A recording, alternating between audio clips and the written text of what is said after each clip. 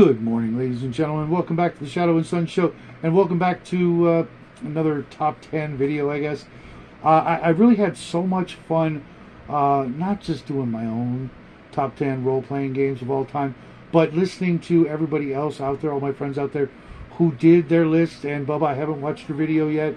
I'm going to watch that right after this, see why you didn't do a top 10. I kind of have an idea why, but I really learned a lot about the inner workings of my friends when they did the top 10 role-playing games. I learned,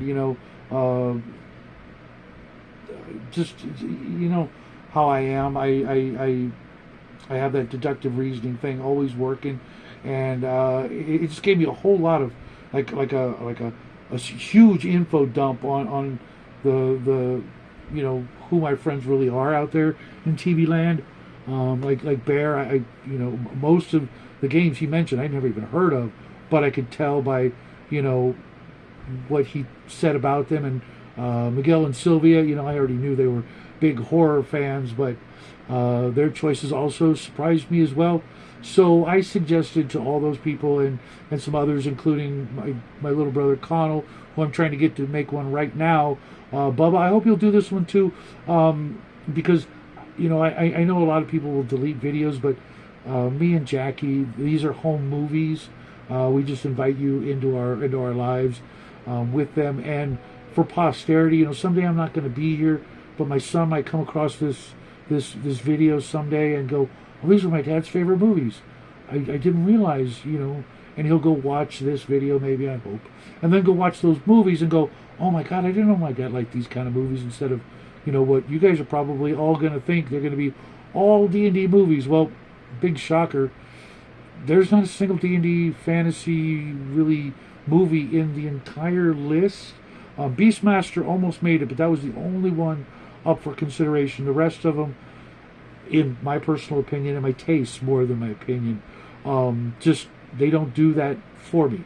And I figured out why while making this video, while picking the movies. I play so many D&D games and so many fantasy games and sci-fi that I really look at my games with my friends and my players as better than those movies. They're more personal. I was there.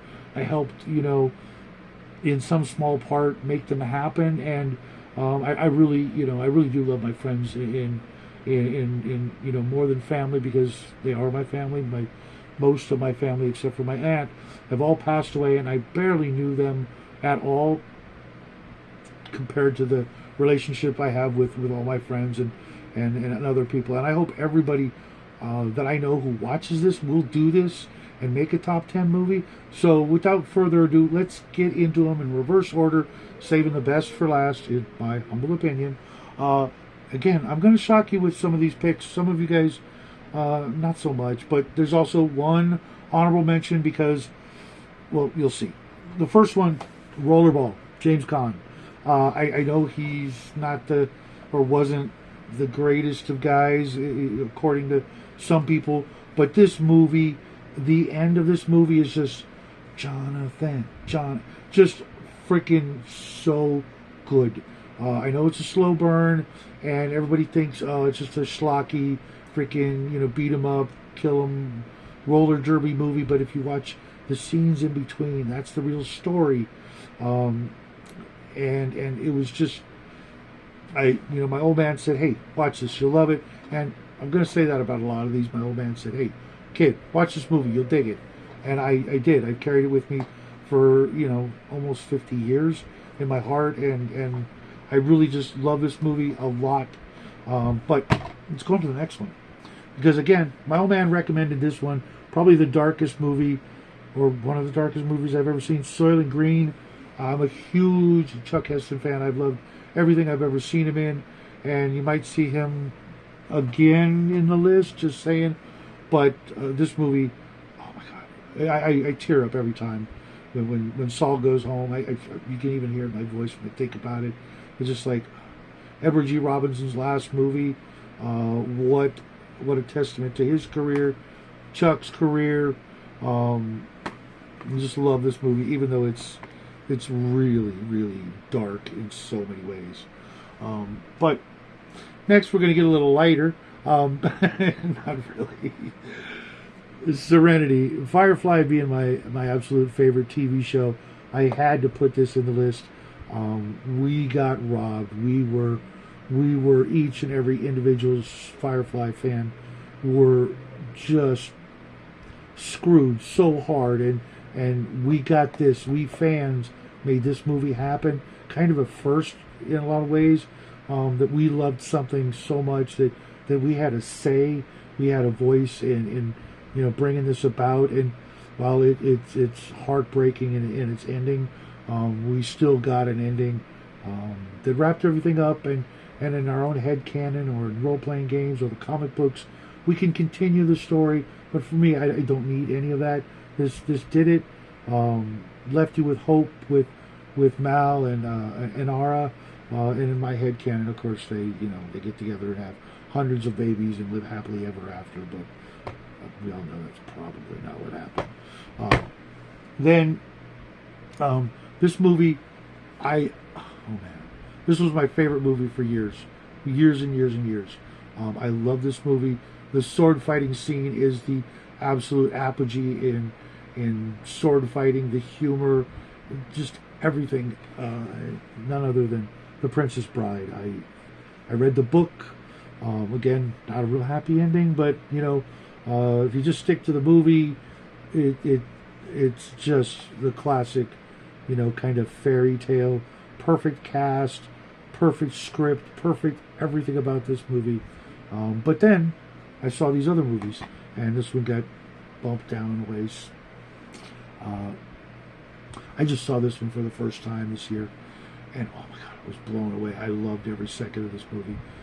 And I it's been out for a while, but me, always slow on the take and pick up of new things. But I finally got around to buying it, watching it, and I'm like, this is perfect. Unlike other stories inspired by Robert E. Howard, Solomon Kane just is perfect. It fits in just about anywhere you want to put it in the canon of the few short stories that Robert E. Howard wrote about Solomon Kane. Everything about it, I really don't think they could have done better, except to have made the trilogy, which again we were robbed. And James Purefoy, one of my favorite actors, who's going to make a surprise appearance in the next movie on my list, John Carter. This was the first movie Jackie ever saw. He was 3 years old. 100 years in the making. John Carter, Warlord of Mars, all those books, huge in my list of fantasy and science fiction. Everything about this story is just great, and I personally think they did a great job on this movie. And if they could, get us a cartoon or something, I mean, this story inspired so many greats that aren't on the list, surprisingly enough, but it inspired so much. And back in '77 when the comic books came out, Star Wars came out, a bunch of other things came out, this thing was like that hidden gem that, like, for the longest time I was the only person who knew what the heck it was, even though I was reading the comic books and reading the books and wishing and hoping they'd make a movie. And then they did. I got to see it with my boy, his first movie. He loved this movie. Even Grandma didn't speak a word of English. When Woola does his thing, man, she was just giggling her ass off, having a good old time. And I can only imagine what this story was in her head, because she doesn't speak English, but yet she was watching it, loving it. So many great memories, and now every time I watch this, I get to share those memories and think of all the great things that are part of the John Carter lore. Now we're gonna go back into kind of the real world. This movie, when I saw it again, way after it came out, heard a little bit about it. I saw it and I'm just like, this movie said so many things. A lot of people don't like this movie, but I really did, and I still do. I might even watch it coming up here soon, just because. Fight Club. Again, not a fantasy movie. I mean, it's kind of a fantasy movie, I guess, in the other way. But I love this. This is just so brutal and so visceral, and I'm a huge Rocky fan, but they didn't make the list because these movies, I think, are better and most of them are all single serving movies. You watch the movie, you get the whole story. There's nothing else. You don't have to worry about it. Most of them, yeah, I'm gonna say most of them, but big time. I think we're at what 10, 9, 8, 7, 6, 5. That's number 4. Yeah. And then this one, I talk about this one all the time. I used to watch it every Sunday with my mom and whoever I was dating at the time. Yeah, my mom loved this movie. We watched this movie every Sunday for like 2 years up until she passed away.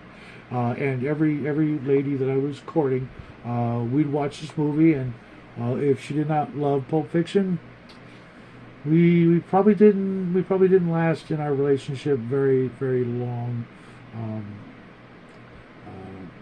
except for one. And I love this movie. There's so much about this movie. I could just go on and on about it. It was now, mind you, Quentin's kind of a borderline, bad guy in my book. He also gave us Reservoir Dogs and so many other movies, and because of this, I went and saw Four Rooms, which almost made the list. If you've never seen Four Rooms, go check that one out. But I mean, Bruce Willis, Uma Thurman, steal the movie, and this cover, honestly, this poster, the was so iconic. When I saw it, I'm like, it really said so much about the whole idea of Pulp Fiction, having read a crap ton, not just the Zorro and the Shadow, but some of the other stuff. This one was number 1 for quite a few years, but then I saw these last 2 movies, and they were really close. Which one was there? 10, 9, 8, 7, 6, 5, 4, 3, 2, 1. This movie was almost my favorite movie of all time, and I believe, in my humble opinion, that it was Robin Williams' best work. That's What Dreams May Come. You guys know me in my faith. This one was like, to me, it was like someone was able to actually kind of encapsulate how I always picture heaven. I know it sounds weird, but the special effects, that sort of oil painting everywhere but alive, was just like so beautiful. If you've never seen this movie, be prepared even now to have your freaking mind blown with the background special effects are just amazing. It's kind of a dark movie, but at the same time, possibly, in my opinion, the most uplifting movie I've ever seen. I love this movie, but I don't feel like breaking out the Kleenex. So I'm going to move on to, as you guys know, my favorite movie. But before I do that, I'm going to go into an honorable mention that's probably going to blow everybody's mind. Like, what? That's even on the list? Yes. Not just because I love the TV show and I grew up with the TV show like every day for most of my childhood. We watched this show. It was really groundbreaking. I know a lot of people said things about it that I'm not going to deny are true, but I also read the books, which most people don't even realize there were books. There were novels on this IP, I guess you'd call it, and I absolutely loved Alan Alda. Growing up as a kid, his sense of humor, his style, his wit, his kind of classy nature for being where he was, and the horrific day-to-day experience that I hope to never experience, but could barely imagine. I just like, wow, this must have been just the kind of resolve and fortitude and willpower it would take to be an army surgeon. MASH. The original movie, I love the TV show, and if I do a TV show thing, I won't put it on there just because there's too many other stuff. But this movie, I really enjoy the heck out of this movie. And surprisingly enough, again, not a fantasy movie, just a real life people trying to make the best out of one of the most grisly, ugly situations I can imagine. So this gets the honorable mention because it wouldn't be number 11. It might actually be in between, but at the same time, I can't watch this movie like every year, but I'm really glad it's in my collection. Then, of course, we get to the one you guys all know. Go ahead and insert your favorite big blue joke. But The Watchmen, I could literally still watch this movie every day. Director's cut. Start my day with breakfast and The Watchmen. When I first saw this movie, I'm like, this is the best movie ever made. And this was a while ago, and I still believe that visually, despite the changes and despite what people say, I still prefer this to the comic book because it's just so... everything looks better. The characters in the comic book really looked kind of lame. And to me, it's surprising that it got a movie because it looked... I hate to say it, but the art, the characters, everything else was fine. But the characters just looked so completely uninteresting, if not really dorky. But then the movie just jazzed it up just enough to where it was like, oh my God, this is the shit. This is, again, my favorite movie. And I can't think of, unless they make the Amber Chronicles as a movie and they get, someone like me to help out and make sure they don't screw it up, I can't think of anything I'd rather watch as a movie. So that's my top 10. Like I said, I look forward to seeing everybody else's top 10 video picks. Alien almost made the list because it's literally the scariest movie next to Jaws, 50-50. But Jaws wouldn't make that list because it's kind of it's just not as exciting a movie to watch. But like I said, I'm looking forward to seeing each and every one of your top 10 videos. I will watch them. I will recommend them, etc. I want to learn more about my friends and what they, what they like and the different levels of things. Because I know, like, probably none of these movies are going to make it to any of your guys' video of your top 10 movies. I will bet money. Obviously you could screw me and, rig it, but I know you wouldn't do that.